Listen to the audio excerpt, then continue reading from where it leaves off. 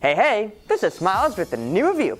The Lombax and Robot duo are back in their latest adventure, Ratchet and Clank Into the Nexus.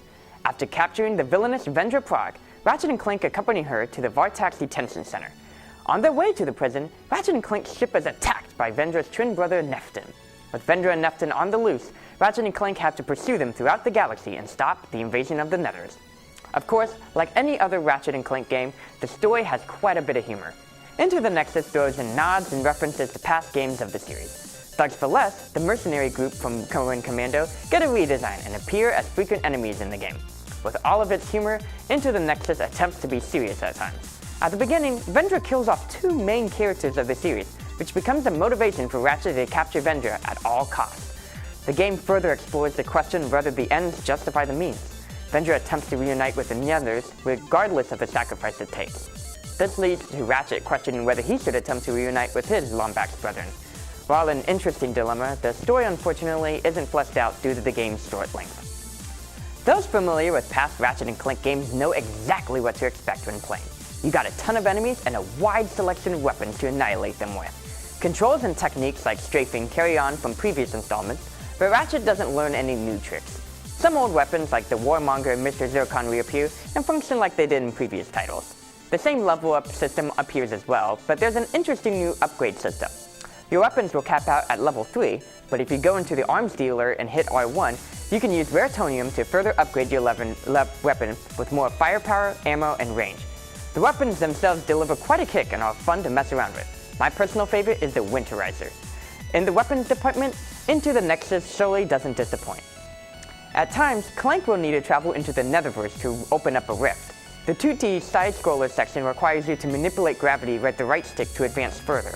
While somewhat difficult at times, I enjoyed the challenge and the creative problem-solving skills the Netherverse had to offer. Unfortunately, there aren't many levels due to the game's short length.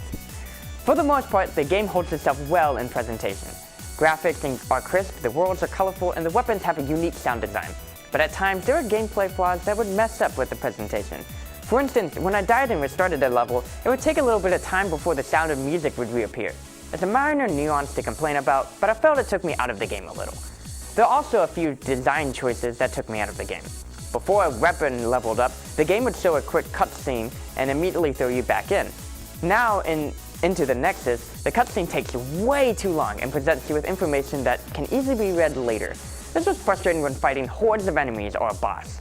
The level upgrade is quite simply an annoying pop-up ad. Sometimes the camera would look up at enemies so I couldn't see the floor beneath me. This was especially frustrating on smaller platforms where I easily fell to my doom. Into the Nexus takes about 5 hours to beat, which makes it extremely short. Sure, there are Destructipalooza matches to compete in and Gargathon horns to collect, but most of the game's secrets don't take too much time. Into the Nexus offers a challenge mode with further weapon upgrades and a harder difficulty. But banking replay value on completing the exact same challenges over and over again isn't going to cut it. Here's my final verdict on Ratchet & Clank Into the Nexus. Story gets an 8. It's humorous without being over the top. The conflict, however, is resolved too quickly due to the game's short length. Gameplay gets a 9.5. The basic controls and weapon choices are fine and have worked for quite some time.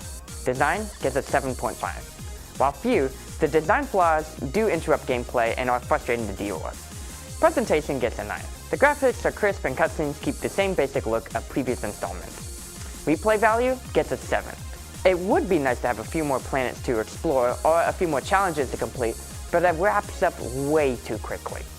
Overall, Ratchet & Clank Into the Nexus gets an 8.2. While suffering from being too short, Into the Nexus carries itself as a worthy installment in this series.